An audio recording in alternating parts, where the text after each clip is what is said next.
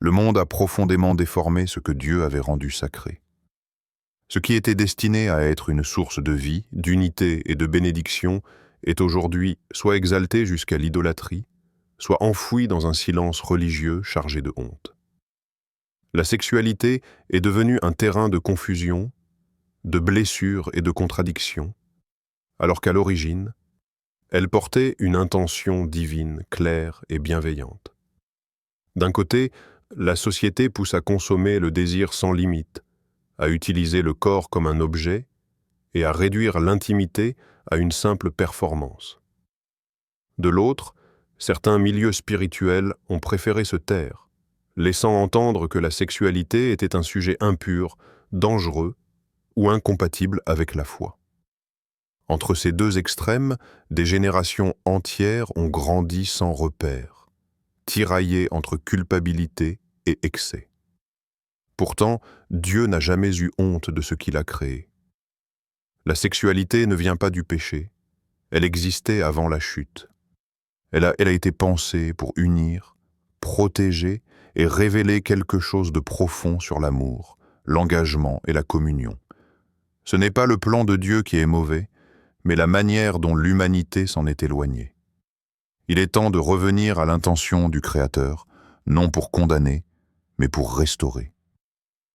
Cette vidéo n'est pas là pour juger ton passé, mais pour éclairer ton présent et transformer ton avenir. Ensemble, nous allons dévoiler les secrets de la sexualité sacrée, non comme un fardeau religieux, mais comme une révélation libératrice capable de guérir, d'aligner et de redonner paix et dignité à ce que Dieu a toujours appelé bon. La sexualité n'est pas née du hasard ni d'une évolution culturelle. Elle a été pensée et voulue par Dieu dès l'origine. Avant toute déformation humaine, elle faisait partie intégrante de son dessein pour l'homme et la femme. Dieu n'a pas seulement créé des corps, il a aussi créé le désir, l'intimité et la capacité de s'unir. Rien dans cette conception n'était impur ou honteux, tout portait la marque du bon et du juste. La différence entre l'homme et la femme n'a jamais été une opposition, mais une complémentarité. Chacun a été façonné avec une identité propre, destinée à rencontrer l'autre dans l'harmonie et le respect. Cette différence permet la relation, la communion et l'unité. La sexualité devient alors un langage profond par lequel deux êtres distincts apprennent à se donner, à s'accueillir et à s'unir. À l'origine, l'intimité existait sans honte ni peur. Le corps n'était pas un lieu de jugement ou de comparaison, mais un espace de confiance et de liberté. L'homme et la femme pouvaient se voir pleinement, se connaître et se donner sans crainte d'être rejetés ou utilisés. Cela révèle que la honte n'est pas liée à la sexualité elle-même, mais à la rupture de la relation avec Dieu. Dans le plan divin, la sexualité est une bénédiction et un facteur d'unité. Elle n'est pas destinée à diviser, à blesser ou à dominer, mais à unir profondément deux vies. Elle exprime l'engagement, renforce le lien et rappelle que l'amour véritable inclut le don de soi. Lorsqu'elle est vécue selon l'intention de Dieu, la sexualité devient un lieu de paix, de joie et de communion authentique. Lorsque la relation entre l'homme et Dieu s'est brisée, la sexualité n'a pas disparu, mais elle a été profondément altérée. Ce qui était vécu dans la liberté et la transparence a commencé à être marqué par la honte et la peur. Le regard posé sur le corps a changé. Il n'était plus simplement un lieu de communion, mais est devenu une source de malaise, de méfiance et parfois de rejet. La peur d'être vu tel que l'on est s'est installée, là où régnait autrefois la paix. Avec cette rupture, le désir s'est détaché de l'amour véritable. Ce qui devait être l'expression d'un don mutuel est progressivement devenu une recherche de satisfaction personnelle. L'autre n'est plus perçu comme un partenaire à aimer, mais parfois comme un moyen de répondre à ses propres manques. La sexualité a perdu son orientation vers l'alliance pour se tourner vers la consommation. Peu à peu, elle a commencé à être utilisée pour combler un vide intérieur. Au lieu de nourrir une relation déjà fondée sur l'amour et l'engagement, elle a servi à apaiser la solitude, l'insécurité ou le manque de valeurs personnelles. Mais ce vide ne disparaît jamais durablement, car la sexualité n'a pas été créée pour réparer une blessure spirituelle profonde. La conséquence la plus grave de cette chute est la rupture entre la sexualité et la présence de Dieu. L'intimité, autrefois vécue sous son regard bienveillant, a été reléguée dans l'ombre, coupée de la dimension spirituelle. Là où Dieu était absent, la confusion s'est installée. Ce n'est pas la sexualité qui est mauvaise, mais la sexualité vécue sans Dieu, privée de la lumière qui lui donnait son sens et sa beauté. Dans la pensée de Dieu, le corps humain n'est jamais secondaire ni insignifiant. Il est un espace sacré, un lieu choisi pour être habité par sa présence. Le corps n'a pas été créé uniquement pour répondre à des besoins physiques, mais pour devenir un point de rencontre entre le visible et l'invisible, entre la vie terrestre et la dimension spirituelle. Contrairement à la vision du monde qui transforme souvent le corps en objet à exploiter, à comparer ou à consommer, Dieu le considère comme un temple digne de respect.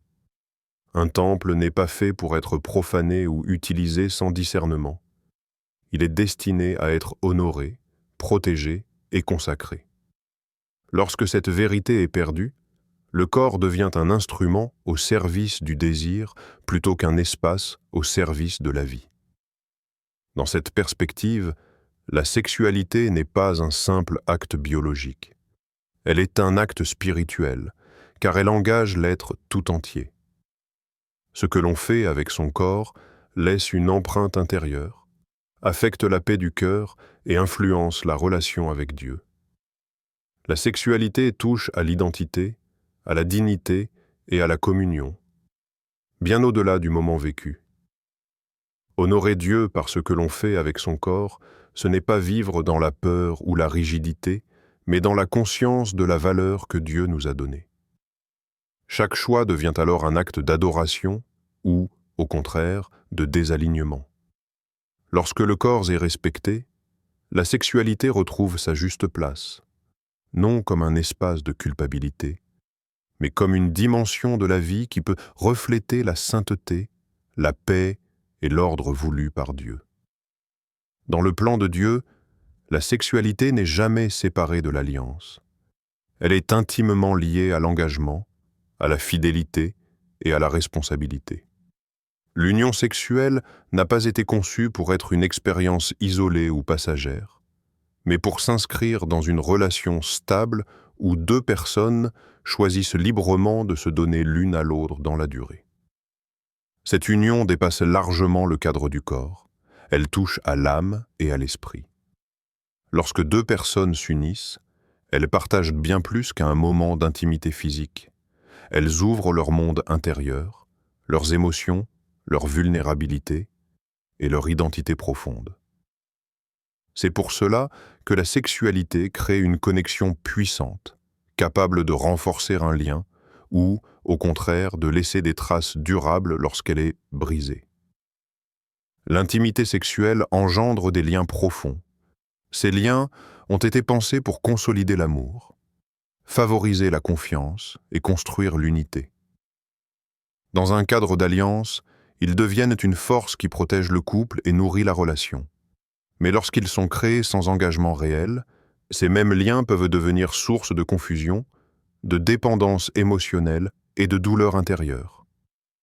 L'absence d'alliance blesse parce que la sexualité engage une profondeur que la relation n'est pas prête à porter. Sans fidélité ni engagement, l'intimité expose l'être sans lui offrir la sécurité nécessaire. Dieu n'a pas établi l'alliance pour restreindre l'amour, mais pour le préserver. Là où l'alliance est présente, l'union fortifie. Là où elle manque, la sexualité devient une porte ouverte aux blessures. Restaurer le sens de l'union, c'est redonner à la sexualité le cadre sacré qui lui permet d'unir sans détruire. La sexualité est une force profondément enracinée dans l'être humain. Lorsqu'elle est scue, vécue sans la présence de Dieu et en dehors de son intention, elle peut produire des conséquences intérieures silencieuses, souvent incomprises. L'une des premières est la formation d'attachements émotionnels profonds. À travers l'intimité, des liens se créent naturellement. Sans engagement ni cadre spirituel, ces liens deviennent fragiles et douloureux lorsqu'ils se brisent, laissant l'âme confuse et affaiblie. Beaucoup expérimentent aussi un vide intérieur, même après le plaisir. Le corps a reçu une satisfaction momentanée, mais le cœur reste insatisfait.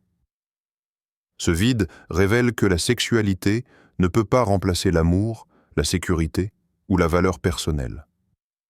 Lorsqu'elle est utilisée pour combler une blessure ou une solitude, elle finit par amplifier le manque au lieu de le guérir. Avec le temps, cette déconnexion entraîne une perte de paix et de clarté intérieure.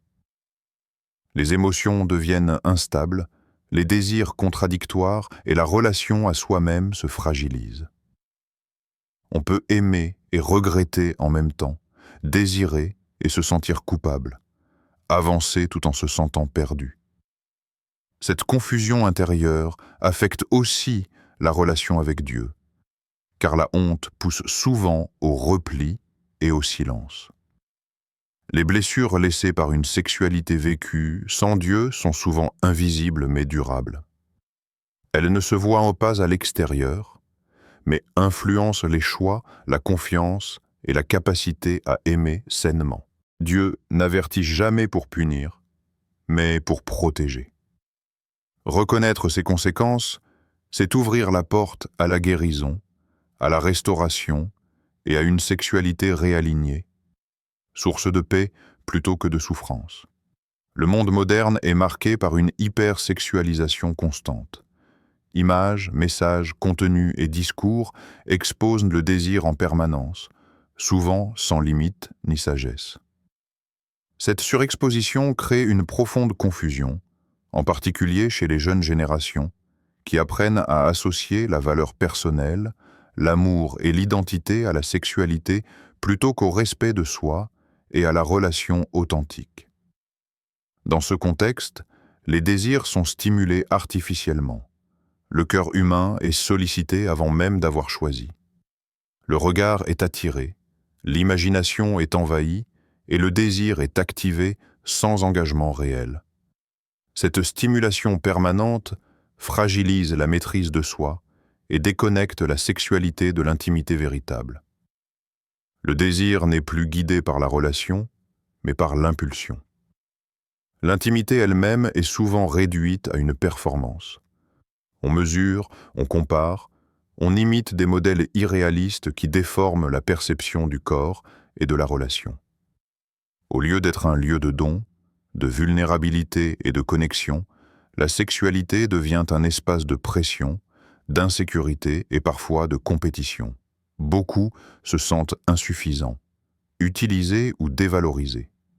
Face à cette réalité, il y a une urgence de restauration spirituelle. La sexualité ne peut être guérie par des règles seules, ni par la répression, mais par une transformation intérieure. Revenir à la sagesse de Dieu permet de retrouver la paix, la clarté et le sens. Sans cette restauration, le monde continuera de proposer des substituts qui promettent le plaisir mais laissent l'âme vide. Restaurer la sexualité, c'est restaurer la dignité, l'amour véritable et la capacité d'aimer sans se perdre. Au cœur du message de Jésus se trouve une vérité essentielle. Il ne vient pas pour condamner, mais pour restaurer. Son regard se pose toujours avec compassion sur les personnes blessées, brisées ou enfermées dans la honte. Là où la société juge, rejette ou étiquette, Jésus s'approche, écoute et relève. Il ne détourne jamais les yeux des failles humaines, mais il refuse de réduire une personne à ses erreurs ou à son passé. Face aux vies marquées par des choix douloureux, Jésus parle avec vérité, mais une vérité qui guérit au lieu d'écraser. Il ne nie pas ce qui doit être changé, mais il le fait sans rejet.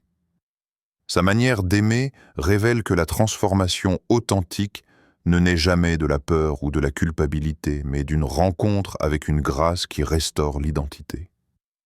Cette grâce transforme profondément. Elle ne se contente pas de pardonner. Elle redonne la capacité de vivre autrement. Là où la sexualité a été source de honte, de dépendance ou de blessure, Jésus apporte la liberté intérieure.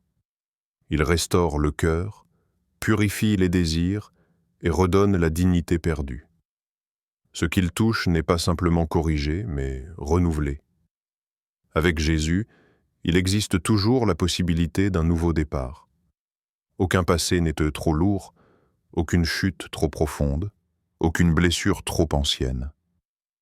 La restauration n'est pas un retour en arrière, mais une reconstruction. Jésus n'efface pas seulement les fautes, il guérit les racines. En sa présence, la sexualité peut être réalignée, non par contrainte, mais par amour, et redevenir un espace de paix, de vérité et de liberté intérieure. La pureté est souvent mal comprise. Beaucoup l'associent à la privation, à la peur ou à une rigidité religieuse. Pourtant, dans le plan de Dieu, la pureté est avant tout un alignement du cœur. Elle ne se mesure pas à la quantité d'interdits respectés, mais à la manière dont le désir, la pensée et les actions sont dirigés vers ce qui honore Dieu. Être pur, c'est vivre en cohérence avec ce que Dieu a prévu dans le corps, l'âme et l'esprit. Cette discipline n'est jamais imposée par peur, mais par amour. Elle nous guide à distinguer ce qui construit et ce qui détruit, ce qui nourrit la vie et ce qui blesse. La pureté agit comme une lumière sur le chemin, permettant de prendre des décisions conscientes et responsables, au lieu de céder à des impulsions qui peuvent laisser des cicatrices invisibles. Se garder, ce n'est pas se priver, mais se préparer à mieux aimer.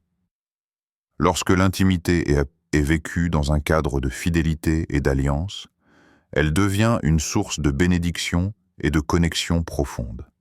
La maîtrise de soi permet de donner sans se perdre, d'aimer sans se blesser, et de construire des relations solides et durables. L'obéissance à Dieu dans ce domaine protège et libère. Elle prévient la douleur, la confusion et le vide intérieur que la sexualité hors de son plan peut générer. Mais surtout, elle ouvre la porte à la véritable liberté, à la paix intérieure et à une sexualité alignée avec le dessein divin. La pureté n'est pas une limite, mais une protection sacrée qui transforme la sexualité en un espace de respect, de don et de joie. La guérison de la sexualité commence par un pas simple mais puissant. Reconnaître et déposer son passé. Il ne s'agit pas de ressasser la culpabilité ou de se punir pour des erreurs anciennes, mais de regarder honnêtement ce qui a blessé l'âme, le cœur et le corps. Chaque regret, chaque déception ou chaque relation mal vécue peut être confiée à Dieu. Déposer ce fardeau permet de ne plus être défini par ses expériences passées, mais de commencer un chemin de restauration. Ensuite, il est essentiel de transformer sa manière de penser. La sexualité ne se guérit pas seulement par la discipline extérieure, mais par un renouvellement intérieur. Les pensées, les images et les désirs façonnent nos choix et nos comportements. Apprendre à orienter son esprit vers la vérité de Dieu, à valoriser la relation authentique plutôt que la satisfaction immédiate, permet de réaligner les désirs et de redonner à la sexualité sa juste place. Un autre aspect crucial est le détachement des relations destructrices. Certaines unions ou connexions laissent des empreintes invisibles mais profondes, créant des cycles de douleur, de dépendance ou de confusion. La guérison implique de briser ces liens, de se libérer des attachements malsains et de ne plus laisser ces expériences contrôler le présent. C'est un acte de foi et de courage qui ouvre la porte à des relations futures saines et bénies. Il faut accueillir la purification intérieure que seul le Saint-Esprit peut accomplir. Dieu ne se contente pas de pardonner les erreurs passées, il restaure le désir, purifie les émotions et rétablit la paix intérieure. La sexualité, réalignée dans la lumière divine, devient alors un espace sacré de communion, d'amour et de respect. La guérison complète ne consiste pas simplement à éviter le mal, mais à laisser la puissance de Dieu transformer l'intérieur, pour que la sexualité serve la vie, l'unité et la gloire de celui qui l'a créée. Dans le plan de Dieu, la sexualité trouve son expression la plus complète et la plus sacrée dans le cadre du mariage. Elle n'est pas un simple besoin ou une pulsion à satisfaire, mais un don mutuel entre deux personnes qui choisissent de s'unir dans l'alliance. Chaque geste, chaque moment partagé devient une manière de donner et de recevoir amour, confiance et respect, reflétant la beauté du dessein divin. Pour que cette sexualité soit véritablement sacrée, elle repose sur le respect, l'écoute et la présence. Il ne s'agit pas uniquement d'un acte physique, mais d'une communion où l'on s'ouvre à l'autre avec honnêteté et vulnérabilité. Être attentif aux besoins, aux désirs et aux émotions de son conjoint transforme l'intimité en un espace sécurisé, capable de renforcer la relation et de favoriser l'épanouissement mutuel. L'intimité, vécue ainsi, devient un outil de renforcement du lien. Elle ne se limite pas à l'instant, mais laisse une empreinte durable dans le cœur et l'âme des deux partenaires. Cette union profonde nourrit la confiance, stabilise le couple et offre un refuge où chacun peut se sentir pleinement accepté et valorisé. La sexualité dans le mariage honore Dieu. Elle n'est pas un privilège superficiel, mais une expression de l'amour divin sur terre. Lorsqu'elle est vécue avec conscience et fidélité, elle devient un miroir de l'alliance de Dieu avec son peuple, fidèle, généreuse, protectrice et sacrée. Dans ce cadre, le corps, l'âme et l'esprit trouvent leur juste place, et le couple découvre une dimension de l'amour qui dépasse le temps et les épreuves, célébrant la gloire de Dieu à travers la beauté de l'union humaine. Transmettre une vision saine de la sexualité est une responsabilité majeure pour toute génération. Trop souvent, le silence et la honte ont créé des cycles où les enfants grandissent sans repère, exposés à la confusion et à des modèles déformés. Briser ces cycles est un acte d'amour et de foi. Il s'agit d'offrir aux jeunes une compréhension de la sexualité conforme au dessein de Dieu, sans culpabilité ni peur. Éduquer avec vérité et bienveillance implique de parler ouvertement, mais avec sagesse. Il ne s'agit pas de tout révéler, mais de donner les clés pour comprendre le corps, les relations et le désir dans un cadre de respect et d'alliance. Les enfants doivent apprendre que la sexualité est un don sacré, qu'elle a une valeur et qu'elle se vit dans l'amour, la fidélité et la conscience de Dieu. Être un modèle saint est essentiel. Les adultes sont observés, imités et influencent profondément la perception des jeunes. Montrer une sexualité respectueuse, des relations équilibrées et une parole cohérente permet de planter des graines de maturité, de confiance et d'intégrité. Les actions et les attitudes des parents ou mentors deviennent un guide invisible mais puissant pour ceux qui suivent. Chaque adulte porte une responsabilité spirituelle. Transmettre une vision saine ne se limite pas à la biologie ou à la morale, mais à l'enseignement de l'intimité comme espace sacré, de l'amour comme don et de l'alliance comme cadre protecteur. C'est préparer le terrain pour des vies épanouies, libres de honte et alignées sur le plan divin, afin que chaque génération puisse vivre la sexualité comme une bénédiction et non comme un piège. Nous avons exploré ensemble un chemin de vérité, de restauration et de lumière sur la sexualité. Nous avons vu qu'elle a été pensée et voulue par Dieu, qu'elle est un don précieux, un espace d'union et de communion, et qu'elle perd sa beauté lorsqu'elle est vécue hors de son plan. Nous avons compris les dangers de la déconnexion, les blessures invisibles qu'elle peut laisser, mais aussi la puissance de la restauration, de la pureté et de l'alliance. Nous avons appris que la sexualité, lorsqu'elle est alignée avec Dieu, devient un lieu de paix, de respect et d'amour véritable. Rappelons cette déclaration prophétique. Ta sexualité n'est pas sale, elle est sanctifiée en Christ. Tout ce que le monde a tenté de déformer peut être restauré. Tout ce qui a été brisé peut être guéri.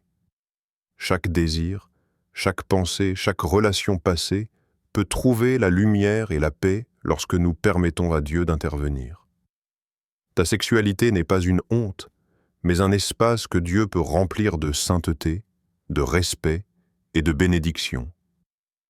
Si cette vérité a touché ton cœur, like cette vidéo, partage-la et abonne-toi pour permettre à d'autres de découvrir la beauté et la liberté de la sexualité sacrée selon Dieu.